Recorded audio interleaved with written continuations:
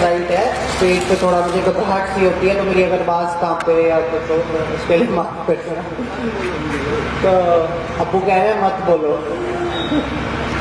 तो मैं तो स्पीच तो मेरे को देनी आती नहीं, ना मुझे भाषण देना आता। मैं तो सिर्फ अपना पॉइंट ऑफ व्यू, अपना नज़रिया दो बेनतियाँ करके जाऊँगा कि मेरा सियासत में मैंने कदम रखा तब जब मम्मी ने कहा कि आपकी मीटिंग्स वगैरह मेरी बहुत होती हैं, अब मैं मिनिस्टर बन गई हूँ तो तुम थोड़ा सा जाके लोगों को वहाँ अटेंड कर लिया करो। तो वहाँ से फिर मैं एयरपोर्ट लाने लगा, मैंने लोगों में घुला मिला, मैंने देखा कि क्या होता है सियासत में क्या, और मैंने कुछ चीज़ें नोटिस करी कि लोग यहाँ पे भावुक ज़्यादा हो जाते हैं, जैसे लोग उन्हें बातों में लगा लेते हैं, एक वेद बना लेते हैं। तो मेरे को तो पॉलिटिक्स में आए जुमा मतलब कुछ दिन भी नहीं हुए, तो लोगों ने फ़ोन कर करके मेरी रिकॉर्डिंग करके, जैसे जब कोरोना वायरस चल रहा था तब मेरे को फ़ोन करके कहते थे कि जी हम नमाज पढ़ लें, तो जाके वहाँ पे हमें SDM रोकते हैं, ये रोकते हैं। तो उनको मैं क्या ही बोलता हूँ, उन्होंने रिकॉर्डिंग्स कर रखी हैं। और एक मुफ्ती जी हैं, मुफ्ती में उन्होंने तब तक फतवा दे दिया था कि कोरोना वायरस में गुनाह है जाना नमाज पढ़ना।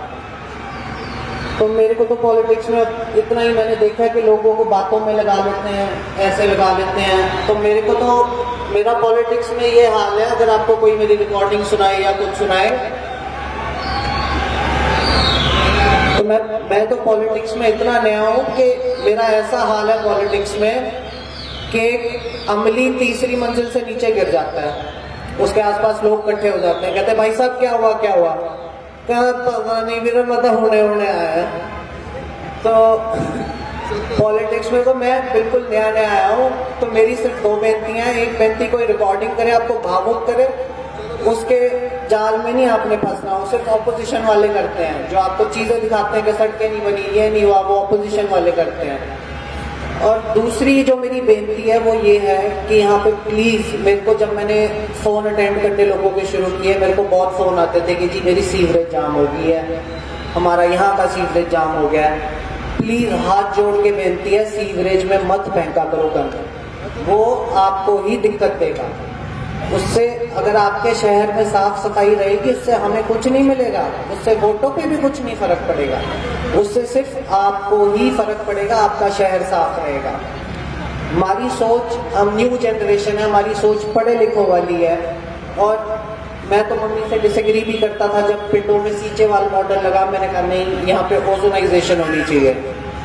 और शहर में यहाँ पे एक ट्रीटमेंट प्लांट लग रहा था, मैंने कहा ट्रीटमेंट प्लांट सेल्फ मैनेजेबल होना चाहिए, मतलब कि जो आपका वेस्ट होता है उसको ऐसे ट्रीट किया जाता है कि वो खुद बिजली ऑपरेट बनाने लग जाता है। तो मैं उस प्लांट के हक में था। तो हम पढ़े लिखे, नई जनरेशन वाली सोच है, हमारी नई लोग हैं। तो अब मैं डिटेल में तो आपको क्या ही समझाऊं कि साफ सफाई के क्या क्या फ़ायदे हैं। हमारे मज़हब में तो है ही है साफ सफाई का, और भी बहुत फ़ायदे हैं। आपका टूरिज्म बढ़ेगा। आपका चंडीगढ़ को क्यों जाना जाता है? इसलिए जाना जाता है कि बस वहाँ पे साफ सफाई है, क्लीन सिटी। जाना जाता है कि नहीं जाना जाता? तो आप साफ सफाई रखेंगे तो आपका ही फ़ायदा होगा और किसी का फ़ायदा नहीं होगा। और अब्बू इंशाल्लाह अब ऐसी माशाल्लाह ऐसी पोजीशन पे है कि बहुत कुछ करा सकते हैं वो। हमारे कांग्रेस में ऐसी जगह ओहदे पे है, वो क्यों कुछ कहें हमारे शहर के लिए तो उसको ना नहीं होगी। तो अब्बू को मौका दो आप, बस अब्बू देखो शहर को कहाँ से कहाँ ले जाते हैं। ये तो जिला वगैरह तो बहुत छोटी चीज़ है। बस मेरी यही दो बेनती थी, एक तो लोगों की बातों में नहीं आना, आपने भावुक नहीं होना, किसी की बातों में नहीं आना, खुद अपना दिमाग लगाया करो, खुद सोचा करो कि किसने काम कराया, किसने नहीं काम कराया। हमारा देश 75 साल तो पुराना देश है, आज़ादी मिले, इससे बुजुर्ग तो मैं आपको बंदे दिखा दूंगा 4-5 ही नहीं। तो अभी धीरे धीरे टाइम वक्त लगता है काम होने में। अभी देखो 5 साल में मम्मी को मिनिस्ट्री मिली है, आप खुद देखो 5 साल वर्सेस जब से आज़ादी हुई है तब से अब तक। आप यही देखिए करो, लोग आपको कुछ कहे ना कि ये सड़क नहीं बनी, वो नहीं बनी, ये नहीं बनी, तो आप ये देखिए करो क्या क्या हो गया है। आप ये पूछ लिया करो कौन हमारे लिए बेहतर रहेगा, वो बेहतर रहेंगे या रज़िया बेहतर रहेगी।